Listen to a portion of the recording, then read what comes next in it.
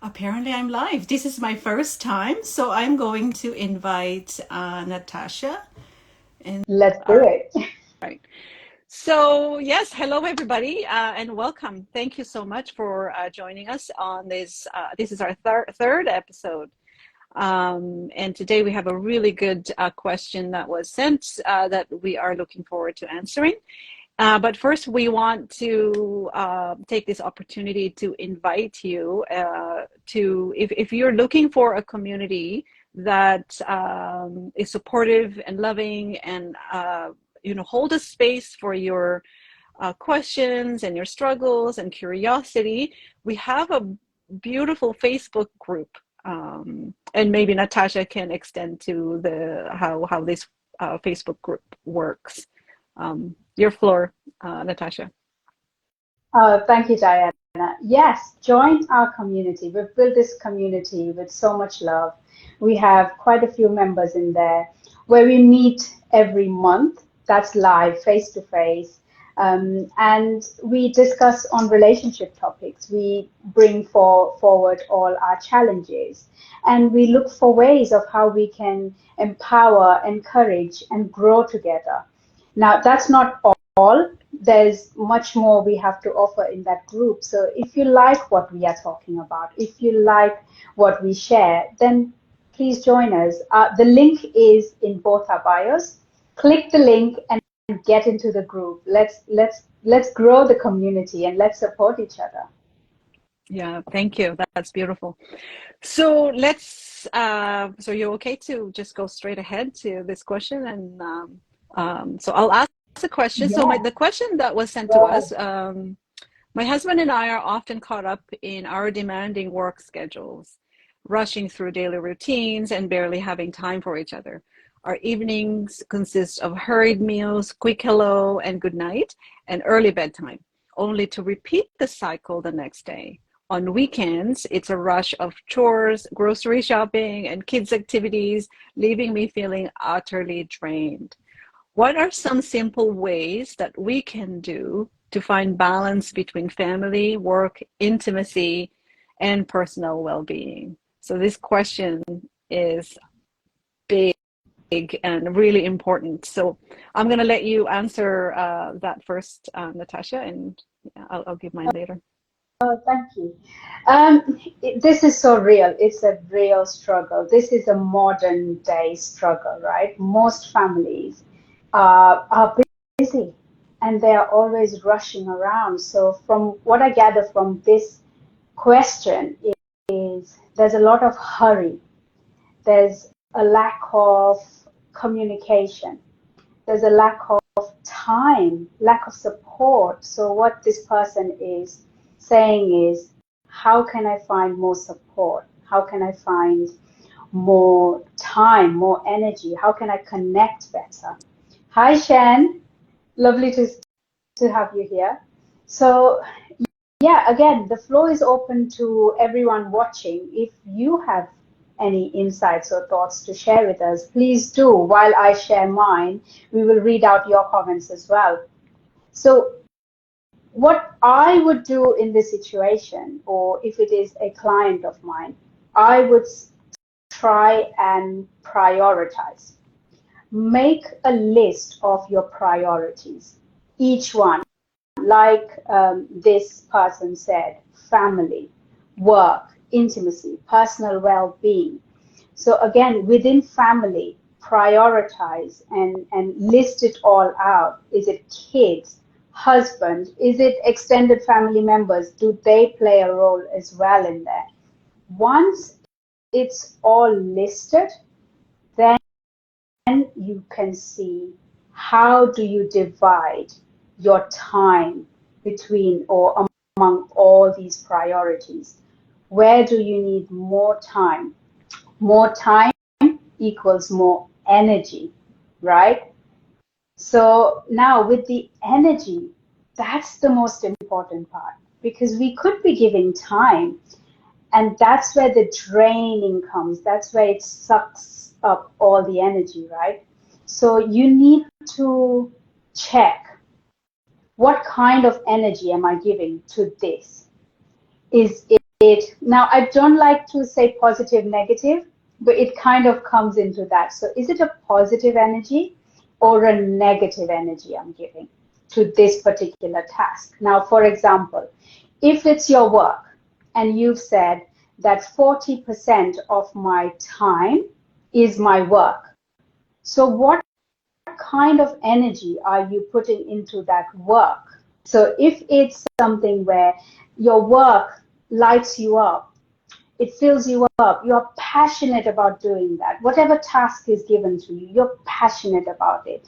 You are fully present with that task. You're doing it with so much joy.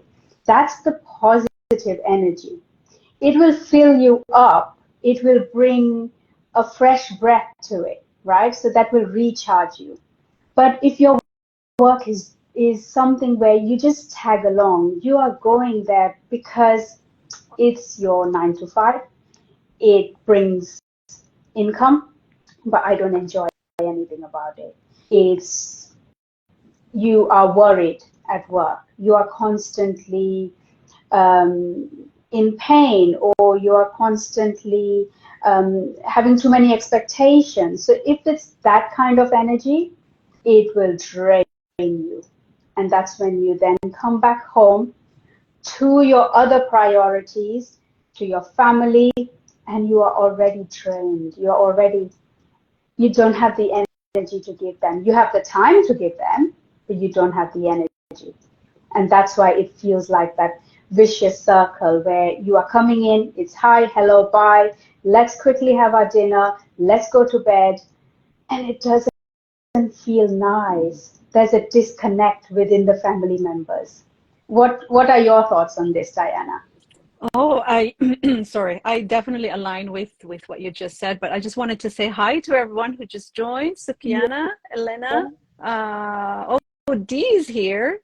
yeah. So if you guys have any comments that you would like to share, do drop in the comment section, and then we'll read it out for the audience to hear. Um, yeah, thank you so much for sharing that, because I think that when you say, focus on oh sorry, focus on the energy rather than the time, because we all have 24 hours in a day, right?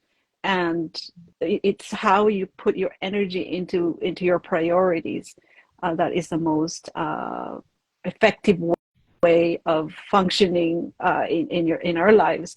So yeah, that's definitely something I agree. The thing also is that in our modern society, there are different reality for different families. So now it's really common to have both parents are working, kids are going to school, and kids are going to before and after care program. Or a parent decide to stay home, and or hire some help because you have the flexibility to work from home and all of that. But the common experience, no matter where you are in that part of our lives, is that the struggle is real. Right? We can't, everything has, like what you said, a priority, and it's really navigating what is really the top priority in your life. So if I'm coaching this person, what I would encourage her is to really define, because what she's asking is find the balance, right? Because what does that balance mean to you? What does that look like? So go back to when everything, or before your life right now happened, to reconnect with what that felt like for you. So then you're not starting from scratch, because you felt it before. You know what it's like. So get in touch with what makes you really happy. Get in touch with what filled your soul, like what made you sing, what made you excited, and start building from that. And then because she mentioned four categories in her life that needed balance, which is the family, work, intimacy, and personal well-being. So what I would do is encourage her to look at this four category as if you're looking at it in a crane shot, right? So you could see and begin to reflect on which one is in these four categories, if I work on it, would create a positive ripple effect in all areas, right?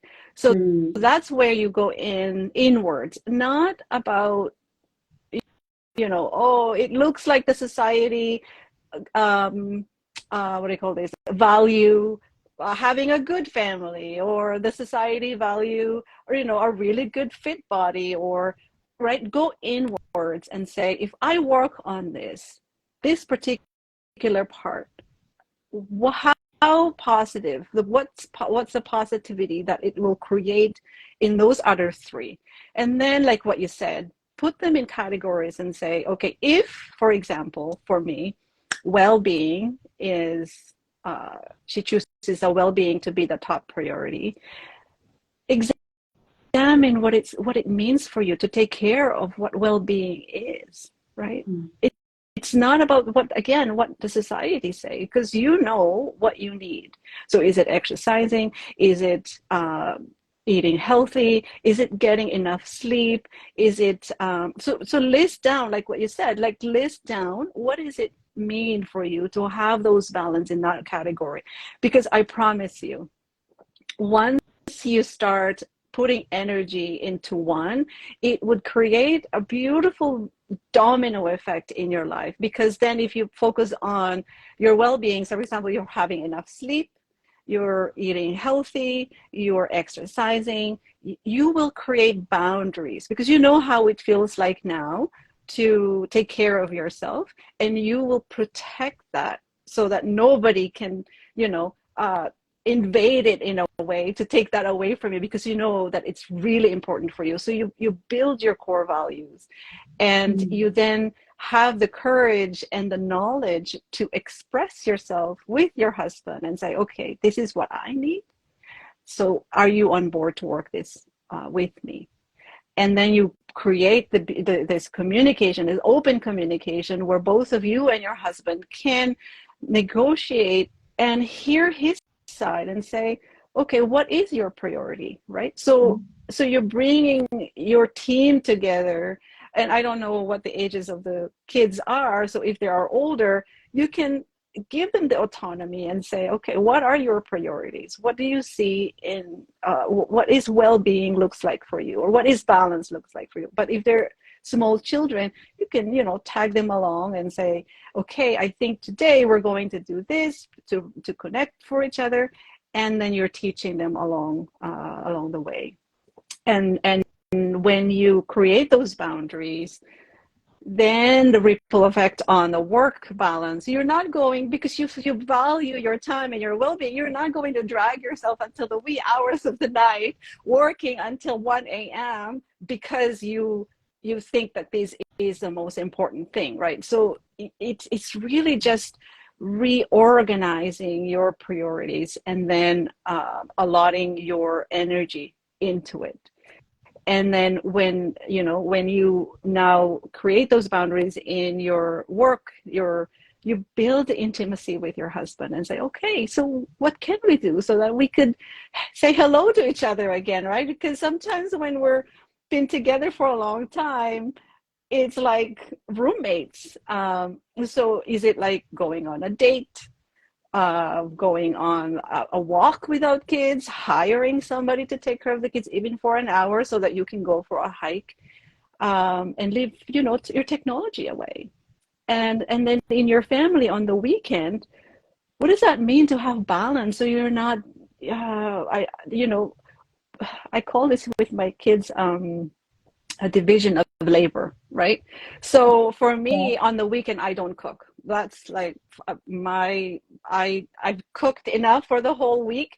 I'm not cooking on the weekend. So if we eat on paper plate, I don't care. That's okay with me too, as long as I'm not doing it.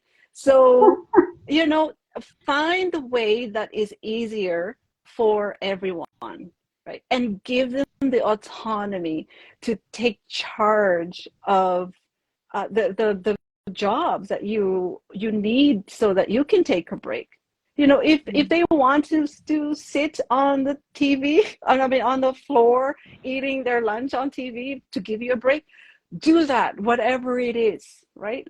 To give you the balance that you need and take care of those that's important for you.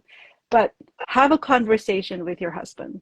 I think that's the most important thing, because I hear that there is the denominator across all of this is you and your husband.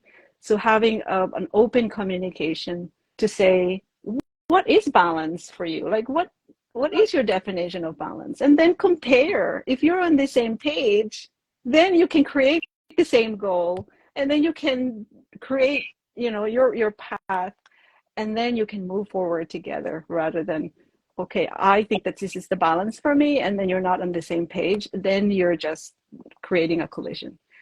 Sorry, I talked a lot. No, no, no, it's interesting, and I completely agree. I would also add, but I want to acknowledge people who joined. So we've got Vimal, hello, and Yukiko. Please, guys, anyone joining, if you have anything to share, please do share with us. What do you think? As you said, Diana, communication with the husband. What's going to work for you? What's going to work for me? One more thing in this, not just the husband, the kids as well. What's going to work for us?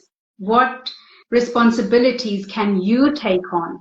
A child could be as little as 1 year old or 2 years old. They can take on little responsibilities. So let's say a 2 year old could put napkins on the table. They could put knife and fork on the table, obviously, up to, safety level, but little things, they can contribute as well. So it's the whole family together. And there's this thing in our family, right? This is what I do with my kids. We don't call it chores because it's a draining word. And my kids laugh at me, honestly. We call it family contributions. Oh. So this way, we all know that we all have to equally contribute. So every single day, if I do X, Y, Z, each child, so I have two boys, so each boys, they have to pick up one task that they will each do to contribute towards the family responsibilities. And this way we create. So if it's the weekend, there's more, as exactly what the question is saying. At the weekend, there's more chores, there's more responsibilities. We divide the tasks. So the boys will do 2 tasks each, and then I have other things to do as well. So this way the whole family contributes and everyone feels included. Everyone feels that their voice can be heard. They are seen as well. Beautiful. I love that. I love that contribution instead of chores. I might just adopt that. Yeah. Thank you. That's do you feel that we've answered your question? And if there's any follow-up on this, please connect with us. I think the most important thing is that to really connect with your core values as a person, as a family, and work together rather than comparing or working like blindly. But if this is something that you would like to dive deeper into, Natasha and I are welcome to connect with us, and we can help you navigate those and create some life map, or like a roadmap that you can use, so that you can begin to understand and feel like you're moving towards something that is truly important for you. Where can they find you, Natasha? They can find me on Instagram. So it's natashajesus.coach. That's my Instagram handle.